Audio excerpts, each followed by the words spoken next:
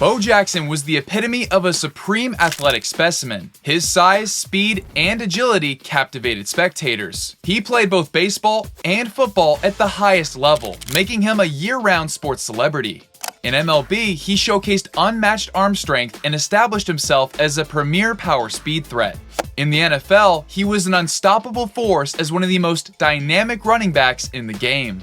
He also made All-Star Game history that no one has been able to replicate. During commercial breaks, the Bo Knows campaign fueled his title as a multimedia sensation. The barstool chatter and tall tales built him up to be a mythical creature. According to those who watched him play, the stories do not seem so far-fetched. Bo's charisma and humility made rooting for him an easy task.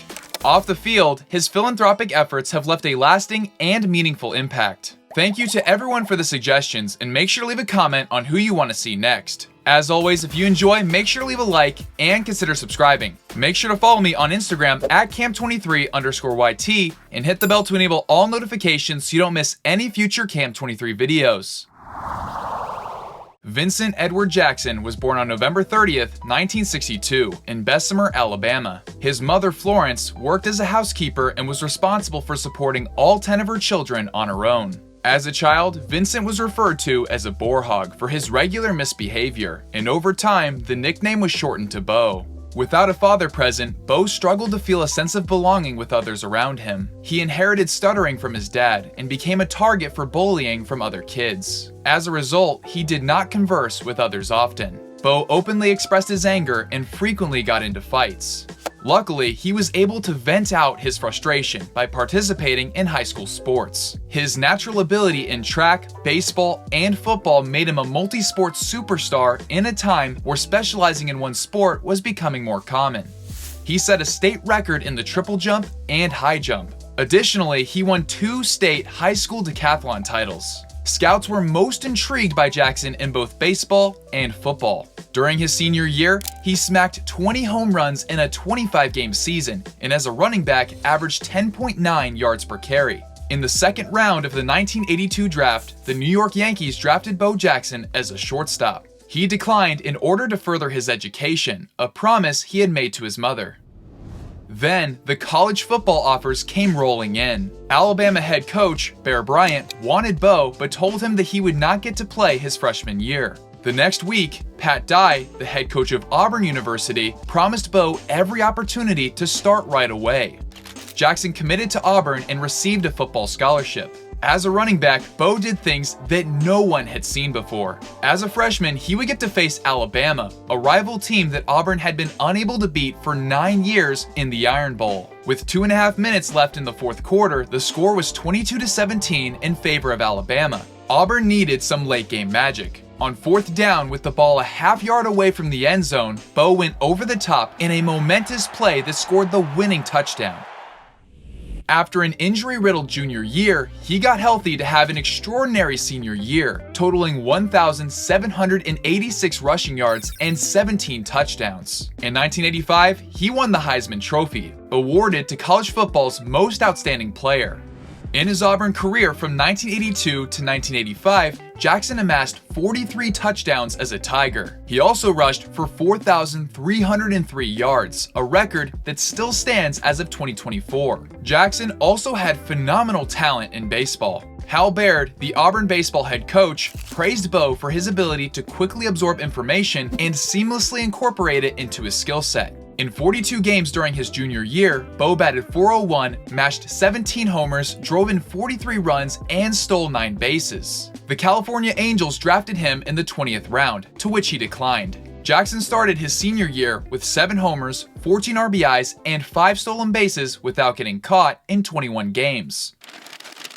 Unfortunately, a trip to Florida cost Bo the rest of his college baseball career. The Tampa Bay Buccaneers sent owner Hugh Culverhouse's private jet to Auburn, and Bo traveled to Florida for a physical. Accepting a flight paid for by the owner of a for-profit team made Jackson, an amateur athlete, considered a pro under the Southeastern Conference guidelines. He was suspended for the second half of his senior baseball season. According to Bo, he believes that it was a plot to get him to sign with Tampa Bay by making him ineligible from playing baseball. Jackson did not oblige and told Hugh Culverhouse, "You draft me if you want. You're going to waste a draft pick. I promise you that. In April of 1986, the Bucs selected Bo first overall in the NFL draft. Their offer would pay him between $5 and $7 million, which would have made him the highest paid rookie if he had signed. The MLB draft was scheduled to take place in June, and Bo held off on announcing a final decision until the summertime. While he was considered a long shot to choose baseball over football, the Kansas City Royals decided to roll the dice and selected Jackson in the 4th round. Bo shocked the sports world by turning down the Buccaneers in favor of joining the Royals, signing a 3-year deal for $1 million. His introductory press conference on June 21st drew a massive sports media gathering, and afterward, Bo took an unforgettable batting practice. Art Stewart, Royals' senior advisor to the general manager, recalled that the first ball Bo hit was a titanic blast, hitting off the crown. Buck O'Neil, legendary coach and manager, was in attendance and said that in his life, he had only heard the sound Bo's bat made 3 times, with the other 2 occasions being Babe Ruth and Josh Gibson. Bo's first stop in pro ball was Kansas City's AA affiliate, the Memphis Chicks. In 53 games, he managed impressive numbers for a player who skipped 3 levels of the minor league ranks. On September 2nd, 1986, Bo Jackson made his MLB debut as the starting right fielder. His first at-bat came against 41-year-old future Hall of Famer Steve Carlton, a 4-time Cy Young winner. Carlton hung a curveball that Bo hit over the foul pole in left field. While it appeared fair to those in attendance, the umpires called it foul, but the fans still gave him a standing ovation. On the next pitch, Bo hit a grounder to second, but his blazing speed allowed him to beat the throw for his first hit. At 6'1" and 220 pounds, Bo Jackson's ability to run like the wind was a sight to behold. On September 14th, he cranked his first big league home run, a tape measure shot that traveled 475 feet. At the time, it was the longest ball hit at then Royal Stadium, now known as Kauffman Stadium. In 25 games, Bo showed flashes of greatness but had not fully harnessed his talent. Jackson nearly started the 1987 season in AAA, but George Brett, Hal McRae, and Frank White advocated for him to remain on the big league squad. He made the opening day roster and immediately delivered. On April 10th, he went 4 for 5 with 3 RBIs in a 13-1 blowout against the Yankees. On April 14th, he went 4 for 4 with 2 big flies, one of which was a grand slam. He drove in 7 runs and stole a base as the Royals won 10-1. 2 weeks later, the Los Angeles Raiders drafted Jackson in the 7th round of the NFL draft. When July rolled around, Bo responded to speculation regarding his impending decision to be a 2-sport athlete, stating, "I have to do my job with the Kansas City Royals before I do anything else. Whatever comes after baseball season is a hobby for Bo Jackson, just like fishing and hunting." When Jackson and the Raiders agreed to a deal, it drew stark criticism from his teammates and the fans, and potentially contributed to Bo's second-half slump. In only 35 games, his production evaporated. However, he did make a spectacular play in left field on July 31st, firing a dart to nab Marty Barrett at home plate. In September, Bo married his wife Linda. The couple went on to have 3 children together and are still married today. Once baseball season ended, Bo's contract allowed him to suit up for the Raiders and play football. Without a preseason, he joined the team during Week 8, making his debut on November 1st. As a fullback, he got 8 carries totaling 37 yards. Keep in mind, the NFL at this time only played 16 games in a season, but due to a player strike, there were 15 games in 1987. Bo played alongside future Hall of Fame running back Marcus Allen, which resulted in less opportunities to start games throughout his NFL career. On November 30th against the Seattle Seahawks, Bo had a game for the ages. Averaging 12.28 yards per carry, he rushed for 221 yards in a single game, a Monday Night Football record that still stands today. On a league-leading 91-yard run that resulted in a touchdown, Bo was going so fast that he coasted into the tunnel.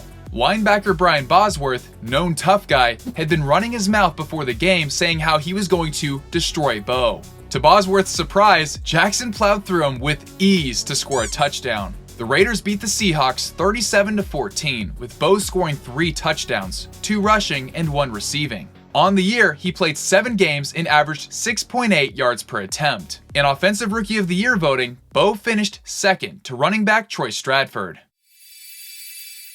In 1988, Bo outplayed his left field competitor, rookie Gary Thurman, in spring training to earn the starting gig. At the end of May, he was batting .309 with 9 homers, 30 RBIs, and 14 stolen bases. Unfortunately, Bo missed all of June recovering from a torn hamstring.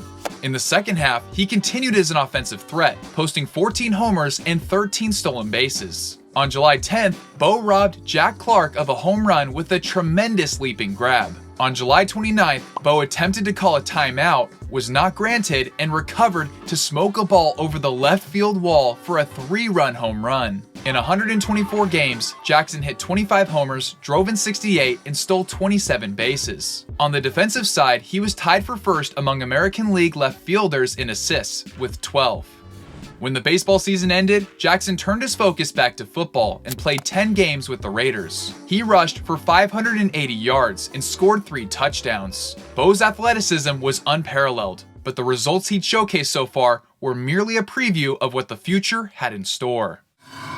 In 1989, Bo Jackson took his game to the next level. Even his ability to break his bat was taken up a notch, as evidenced by the time he snapped one with his head. Bo had an uninterrupted first half and excelled. In 81 games, he batted .263 with 21 homers, 59 RBIs, 23 stolen bases, and 4 triples. On June 5th, Jackson had a signature moment on defense. Facing the Mariners, it was a tied game in the bottom of the 10th with the winning run on base. Harold Reynolds, a runner with great speed, was on first base. Seattle had a hit and run on, and the batter Scott Bradley hit a line drive to left field. Bo fielded the ball cleanly and threw a dart over 300 feet to nail Reynolds at the plate. The Royals went on to win this game 5-3 in 13 innings.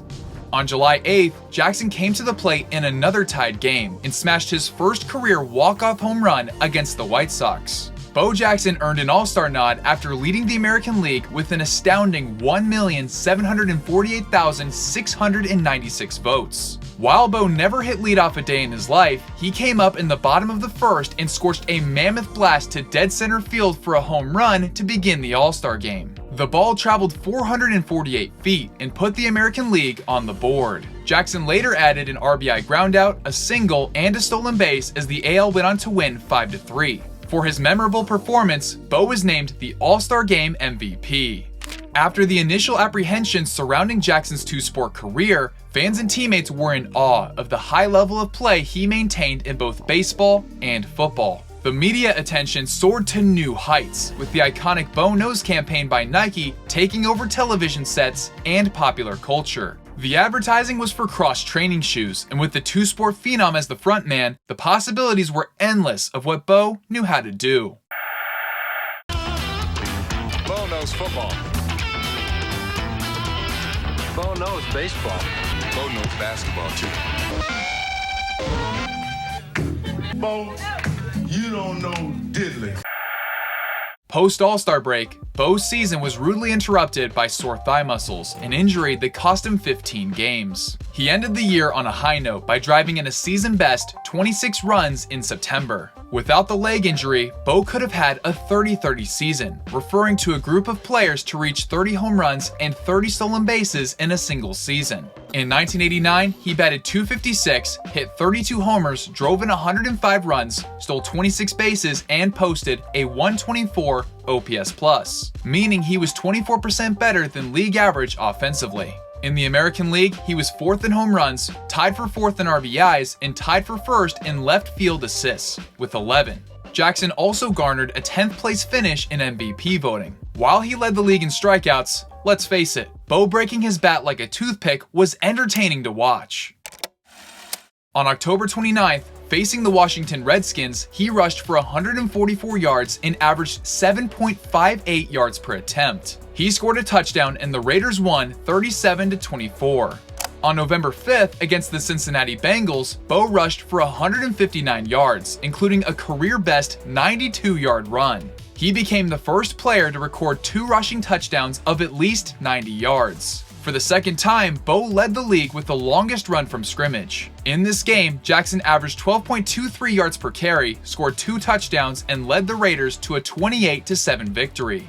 After finishing 7-9 in 1988, LA was 8-8 in 1989, both years earning a third-place ranking in the AFC West. In 11 games, Bo rushed for 950 yards. While he played 5 less games, 5.5 yards per carry placed him second among running backs and third among all NFL players, only behind Randall Cunningham and James Brooks. Out of the top 5, Bo was the only one to not be a Pro Bowler. Bo ranked 4th in yards per game at 86.4 and fumbled just once. Bo was only 6 courses short of graduating college, and in January of 1990 began taking classes at Auburn to finish his degree. To commence the 1990 MLB season, Bo hit .340 in April, then found his power stroke with 11 homers in May and June combined. On July 11th, Bo made a slick running grab and decided to demonstrate his best Spider-Man impersonation by running up the wall. On July 17th, the Royals played the Yankees in New York. Bo Jackson and Deion Sanders, both two-sport athletes, would battle in a historic matchup. In the top of the first inning, Jackson hit a fly ball to dead center field that carried past Deion Sanders to put Kansas City up 2-0.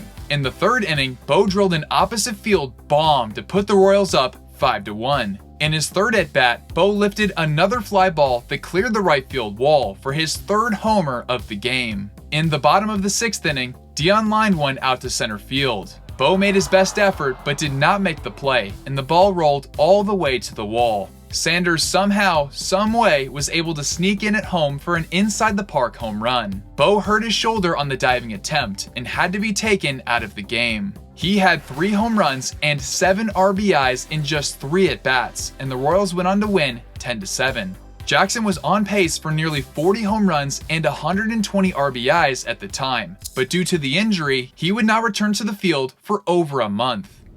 In his first game back, Bo did not miss a beat, walloping the first pitch he saw from all-time great Randy Johnson into the fountain at Royal Stadium. Bo tied an MLB record by hitting a long ball in 4 consecutive at-bats. Despite the missed time, Jackson ended the year with superb numbers: a .272 average, 28 homers, 78 RBIs, and 15 stolen bases. His 142 OPS plus was an improvement on his '89 All-Star season. While Bo did not register enough at-bats to qualify, his OPS plus would have ranked 7th in the American League, ahead of Ken Griffey Jr., Carlton Fisk, and Edgar Martinez, to name a few.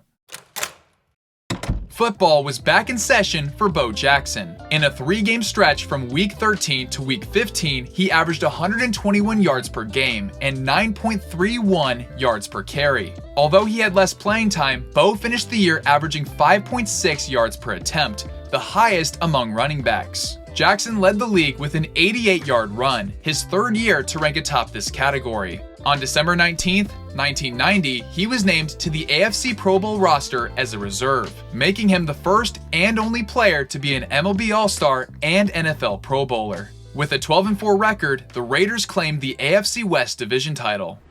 On January 13, 1991, they faced the Cincinnati Bengals in the divisional round. Bo was not feeling 100% when he started the game, but decided to play anyway. On a seemingly normal tackle, Jackson's momentum put such force on his leg that it dislocated his hip. When he rolled to get up, he popped it back in. Limping off the field to the sidelines, many were hopeful that he could bounce back. In just 6 attempts against Cincinnati, Bo rushed for 77 yards, good for 12.83 yards per attempt. The Raiders won this game 20-10. However, they lost the conference championship 51-3 against the Buffalo Bills. Many weeks went by before it was discovered that Bo had a severed blood vessel of the femur bone. His future in sports looked grim.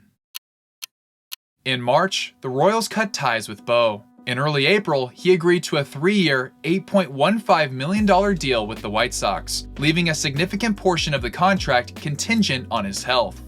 It took until September 2nd before he was able to play in his first game with Chicago. In 23 appearances, he hit just 3 home runs and posted a 107 OPS plus. Soon after the MLB season came to a close, Bo failed his football physical administered by the Raiders. Sadly, his football career was over. In 38 games over 4 seasons, he rushed for 2,782 yards, scored 16 touchdowns, and averaged 5.4 yards per attempt. In April of 1992, Bo underwent hip replacement surgery. He was told by medical personnel that he would never play professional sports again. During this time, Bo's mother was in a battle with colon cancer. She asked him if he planned to play baseball again. Bo promised her that if his rehab went well and allowed him to return, that the first hit would be for her. On April 27th, tragically, she passed away. It was a rough rehab, but Jackson got into the best shape of his life. When spring training rolled around in 1993, Bo made his MLB comeback official. On April 9th, opening day, he played in his first regular season game in 552 days. By doing so, he became the first American professional athlete to compete with an artificial hip. In an emotional moment, he entered as a pinch hitter in the 6th inning and squared up the second pitch he saw into the right field seats. The fan gave the ball back to Bo, which allowed him to keep good on his promise. He later encased it and bolted it to his mother's bedroom dresser back at home. In 1993, he was roughly league average offensively in 85 games. He hit 16 homers and drove in 45, but his ability to steal bases had dissipated. The White Sox won the American League West Division and advanced to play the Blue Jays in the Championship Series, 2 years before the addition of the Division Series. Bo's first October opportunity was forgettable, as he struck out 6 times in 10 at-bats. On a positive note, his triumphant return to the game earned him the American League Comeback Player of the Year honors.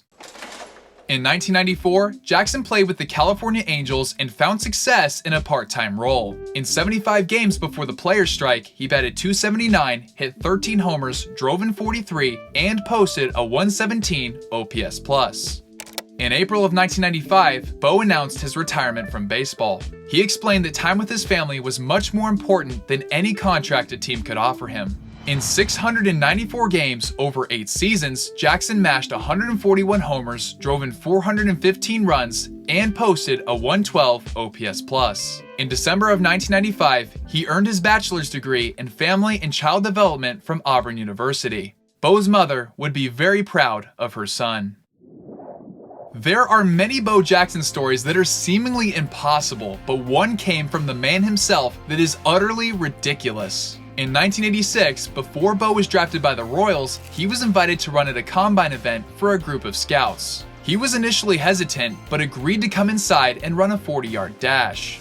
On his first attempt, he let up at the end and ran it in 4.3 seconds. His coach pulled him aside and told him to do it again, but to actually give 100% effort. Bo did, and while several in attendance had him clocked at about 4 seconds flat, he was recorded electronically at 4.13 seconds. To put that into perspective, the fastest official time for a 40-yard dash at an NFL Combine event is 4.22 seconds, set by John Ross in 2017. Many have disputed the credibility of this story, but who are we kidding? Bo knows. Since retirement, Bo Jackson has worked on numerous charitable efforts. In 2008, he established the Give Me a Chance Foundation. Their goal is to inspire deserving youth to become involved in sports by providing an opportunity to train at an elite level while emphasizing a strong commitment to education. In April of 2013, he started the Bo Bikes Bama campaign. Every year, this cause raises money for the Governor's Emergency Relief Fund, which provides crucial disaster preparedness and emergency management resources for the state of Alabama. If you'd like to learn more about Bo's charitable foundations, the links will be in the description of this video. At one time, the idea that Bo Jackson could be a two-sport Hall of Famer seemed like a real possibility. While he may not have received the opportunity to win a Super Bowl or a World Series ring, Bo had an unprecedented two-sport career. His legacy is a testament that talent combined with determination can transcend the boundaries of sports. Let me know in the comments down below your thoughts on the video. If you enjoyed, make sure to leave a like and consider subscribing. Thank you all for watching, and I'll see you guys in the next video. Later.